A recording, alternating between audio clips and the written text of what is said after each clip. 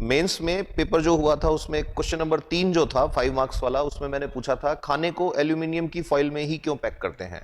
और हैरानी वाली बात है कि ज्यादातर बच्चे इसका क्वेश्चन या तो लिखे ही नहीं, या लिखा है तो ऐसा क्वेश्चन आंसर लिखा है कि 5 में से मुश्किल से मन हो रहा है कि उनको आधा नंबर दे दूं मैं। और कई तो इस तरह की बातें लिख रहे हैं कि एल्यूमिनियम जो है वो ऊष्मा का कुचालक होता है। अरे भैया, एल्यूमिनियम इज अ मेटल, तो आप ये कैसे लिख रहे हो। कुछ लिख रहे हैं एल्यूमिनियम जो है पॉइजनस कम होता है। तो what you are trying to say, जब मैंने लिखा है और आपके सिलेबस में मेंस के पेपर में लिखा हुआ है थर्मोडायनेमिक्स, तो आपको मार्क्स तभी मिलेंगे जब आप थर्मोडायनेमिक्स का आंसर लिखोगे। और थर्मोडायनेमिक्स यानी ऊष्मा गतिकी का आंसर तब तक आपका सही नहीं होगा जब तक आपको नहीं पता स्टीफन बोल्ट्जमैन रूल।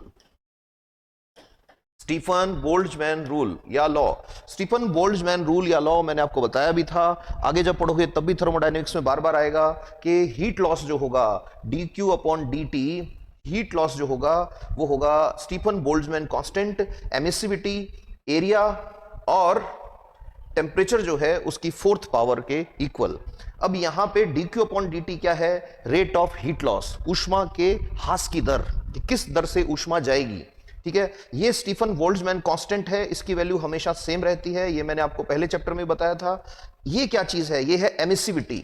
एमिसिविटी होती है उत्सर्जकता, कि कितनी जल्दी कोई चीज हीट को अपने अंदर से बाहर भेजेगी।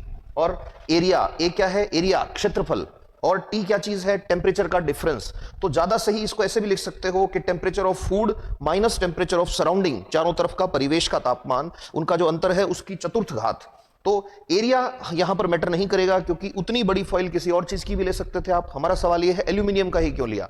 तो इस केस में ये कांस्टेंट है, ये कांस्टेंट है, टेम्परेचर फूड का उतना ही है, किसी भी चीज में लपेटे, बचा कौन, एमिसिविटी।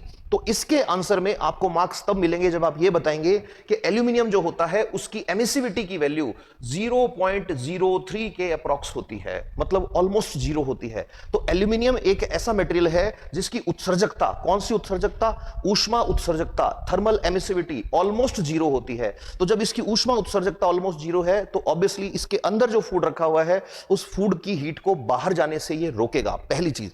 दूसरी चीज, उसके बाद आप ये चीजें कह सकते हो कि इसकी रिफ्लेक्टिविटी हाई होती है। रिफ्लेक्टिविटी, परावर्तकता, परावर्तन जो होता है वो बहुत हाई होता है, तो विकिरण जो है उनका परावर्तन भी करता है। तीसरे नंबर पे फिर आएगा कि इसकी सरफेस पे शाइनिंग होती है। चौथे नंबर पे आएगा कि इसकी जो मैलेबिलिटी है वो बहुत अच्छी होती है, मतलब इसको जब हम चद्दर बनाते हैं इससे तो बहुत पतली फॉइल बन जाती है। और फिर आपको लिखना है कि लेस पॉइजनस, इजीली अवेलेबल। इतने आंसर में जब पॉइंट्स लिखोगे तब 5 में से 4 नंबर देगी आपको पीएससी। मेंस लिख रहे हो आप, प्लीज बी अवेयर।